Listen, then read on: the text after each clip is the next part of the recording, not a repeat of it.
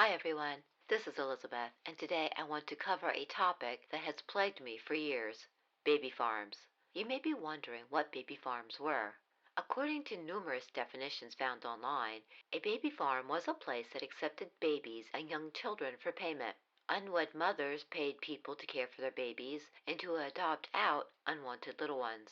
At the farms, the babies were often neglected until death or they were sold off. Sometimes young mothers were able to visit their babies when they weren't busy working 16-hour shifts in the factories.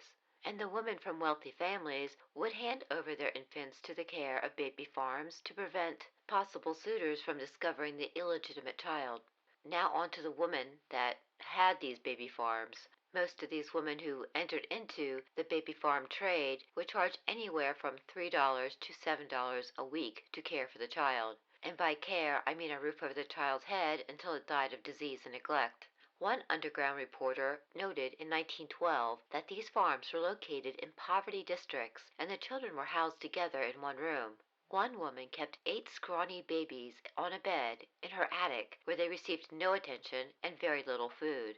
Upon further inspection, the reporter discovered more small children in other parts of the woman's house. All were malnourished and dirty. When the reporter visited a second baby farm he described, on the floor in the kitchen lay 4 babies kicking, first one pink sock in the air and then a white one. I noticed that the socks of most of the babies were not mates. On the kitchen table stood 3 clothes baskets, and in each was an infant wailing piteously. In the corners, on chairs, beside the kitchen range, hanging like cocoons, everywhere were baskets with babies, sleeping on pillows turned brown from uncleanliness. There were 9 in the kitchen alone. In the next room were more frail babies, howling from their go-karts, cribs, and baskets. And in the front room more babies cried. An infant covered by a mosquito net lay apart. She had sore eyes. The reporter later spoke to a 17-year-old mother who housed her infant at a baby farm. She said, "One time when I came to visit him, her son, I found him drinking raw milk that had not been boiled. Another time when I came unexpectedly to see my baby, I found a strange baby wearing my baby's clothes. The superintendent of the baby farm is cruel to the older children. She's too strict, doesn't allow them to play in the yard, and makes them sit in a chair all day when she is around. She sends them off to school without breakfast, and they have only bread and molasses for lunch. One morning I had a spare hour before I had to be at the factory. I ran down to see my baby. I did not see the older children eating breakfast. I asked Mary, the oldest child, if she had had her breakfast. She answered that none of the children had. As a punishment, the superintendent of the baby farm makes the children stand in a corner for hours when they are naughty. She has a dark closet for the mischievous ones. She pours castor oil and other lubricants down the throats of youngsters who tell falsehoods or washes their mouths out with strong soap to keep them from telling stories. They must play in a subdued way in the kitchen, if they play at all.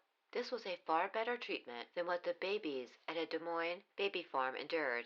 As it was reported in 1907, babies were burned at the Des Moines farm and were thrown into the furnace to end their screams. While this house sold many babies, those they could not sell were sometimes given away to the inmates at the disorderly houses. Little girls were, of course, popular with the inmates. What became of these babies was not reported. In 1914, a number of reports came out about baby farms across the United States. 2 popular ones were in Chicago. One baby farm was uncovered and exposed by amateur detective Kate Clipp. When the police raided the home, they found a total of 15 babies. One of those babies was suffering from diphtheria. In a court hearing, testimony was given that Mrs. Kennedy once used a slipper to spank a child, causing black and blue streaks to arise on the body. She also performed an operation on one child with a pair of shears. Mothers of those babies who died in Mrs. Kennedy's care were charged anywhere from $15 to $45 for the burial. However, police were baffled as to what happened to all the baby bodies. Kennedy's supposedly private undertaker admitted that he only buried 3 baby bodies in Potter's Field. At trial, a reverend testified that children were offered for sale at prices ranging from $20 to $40. However, another report stated that the babies were sold anywhere from $25 to $75. While Kennedy had been arrested, it was reported in October of that same year that she was discharged after a jury failed to reach a verdict. Another Chicago baby farm uncovered in 1914 was run by housekeeper Anna or Annie Mills and Dr. Balhatchett. Rumors had drifted through the city streets that they were running a baby mill, and the house was raided by police. Inside, they found the corpse of a 1-year-old boy, a living 18-month-old girl, and a dying toddler of 16 months.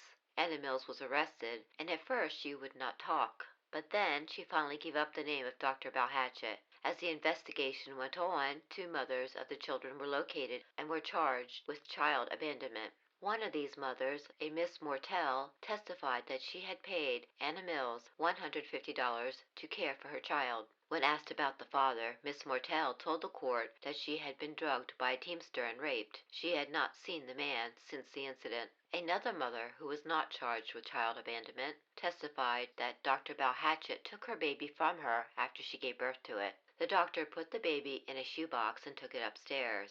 He gave the baby in the shoebox to Anna Mills and told her to put it somewhere until morning, when the baby would be dead. In all these cases, the woman admitted that the doctor had made it his job to help wealthy young mothers cover up their mistakes. For example, one mother was found to have married a wealthy merchant after giving up her baby and paying the farm $300 to care for the child. The state attorney's office said they were going to go after the higher-ups in the baby farm cases that were being discovered in Chicago. Mostly, they wanted to uncover the identities of the doctors who were profiting from the babies. It was said there are 2 classes of these places. There are the ones to which the working girls creep when their babe is about to be born, and then there's the other places which shake down the daughters of wealthy parents who go there to hide their disgrace.